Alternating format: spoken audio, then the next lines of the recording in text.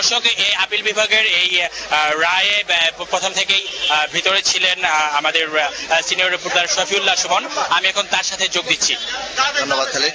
সুমন, আসলে আপনি ওখান থেকে আসলে কি জানতে পারলেন এই রায় সম্পর্কে?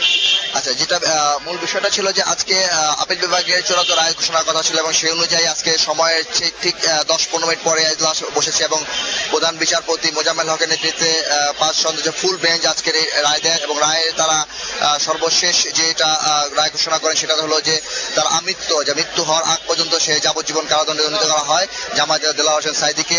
1971 মানবতা বিরোধী অপরাধের যে মোট 20টি অভিযোগ তার বিরুদ্ধে ছিল, যেখান থেকে 8টি অভিযোগ থেকে 2টি অভিযোগের আমলে নিয়ে সবগুলো অভিযোগের আমলে নিয়ে 2টি অভিযোগের যে শাস্তি হয়েছিল তার সেই শাস্তি থেকে দুটি অভিযোগের প্রেক্ষিতে তাকে যে যাবজ্জীবন মৃত্যুদণ্ড দেওয়া হয়েছিল সেই মৃত্যুদণ্ডকে উপরে যখন আপিল বিভাগে রাষ্ট্রপক্ষ এবং আসামি পক্ষ উভয় পক্ষ থেকে আপিল করা হয়, সেই আপিলের পরিপ্রেক্ষিতে আজকে প্রধান বিচারপতি মোজাম্মেল হকের নেতৃত্বে 5 সদস্যের বেঞ্চ রায় দেয় এবং রায়ের যেটা সবার উদ্দেশ্যে বলে যাচ্ছি, রায়টি দেওয়া হয় তার মৃত্যুর আগ পর্যন্ত সে যাবজ্জীবন কারাদণ্ডে দণ্ডিত করা হয়েছে জামায়াত দেলোয়ার হোসেন সাঈদীকে।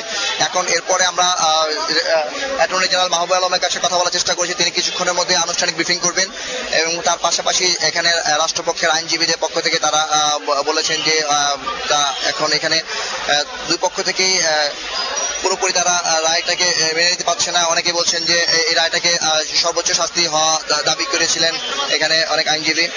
তো এই ছিল আমার কাছে। এরপর থেকে আমরা কিছুক্ষণের মধ্যে আপনি দেখতে পাচ্ছেন যে কিছুক্ষণের মধ্যে ব্রিফিং এর প্রস্তুতি করা হচ্ছে। আমরা এখন চলে যাচ্ছি। সুমন, আপনাকে ধন্যবাদ। দর্শক, কিছুক্ষণের মধ্যেই আনুষ্ঠানিকভাবে এই রায় সম্পর্কে রাষ্ট্রপক্ষের সিনিয়র আইনজীবীরা তারা কিছুক্ষণের মধ্যেই ব্রিফ করবেন। আমরা সেই আপডেট পাওয়া মাত্রই আপনাদেরকে জানাবো।